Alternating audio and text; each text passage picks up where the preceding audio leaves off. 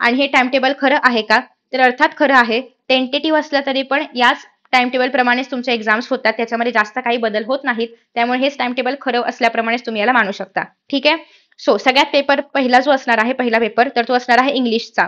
So तुम्ही सायन्सला असू देत, कॉमर्सला असू देत, आर्ट्सला असू देत, सगळ्यांचं इंग्लिश सेम असल्यामुळे सगळ्यांचाच इंग्लिशचा पेपर हा 10th ऑफ फेबला सकाळी 11 ते 2 या वेळेमध्ये असणार आहे. अर्थात पेपर 80 मार्कांचा असल्यामुळे 3 तासांचा वेळ आहे.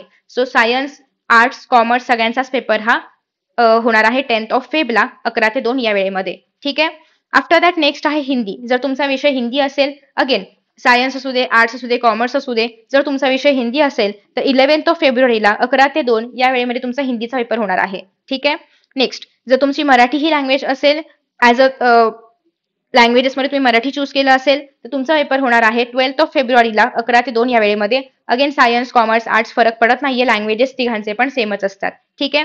जर तुम्ही इतर काही विषय चूज केले असतील, फॉर एक्झाम्पल जर्मन आहे, जॅपनीज आहे, फ्रेंच आहे, उर्दू आहे, तर त्याप्रमाणे त्या दिवशी तुमचे पेपर होणार आहे. टायमिंग पण तुम्हाला बघायचं आहे. ठीक आहे.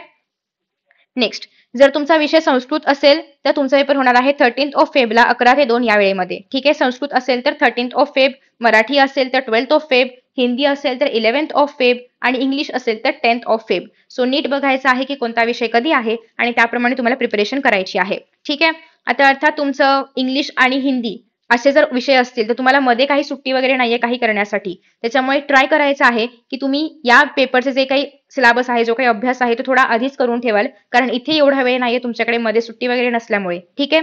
इव्हन तुमच्याकडे जर असं काही असेल की हिंदी आणि मराठी दोन्ही तुमचे विषय आहेत तर मात्र 3 दिवस तुम्हाला सलग पेपर्स आहेत, सलग अभ्यास करावा लागणार आहे. त्याच्यामुळे ट्राय करा की तुम्ही थोडाफार या विषयांचा अभ्यास आधी करून ठेवाल, जेणेकरून एवढा सगळा लोड 3 दिवसांमध्ये तुमच्यावरती येणार नाही. ठीक आहे.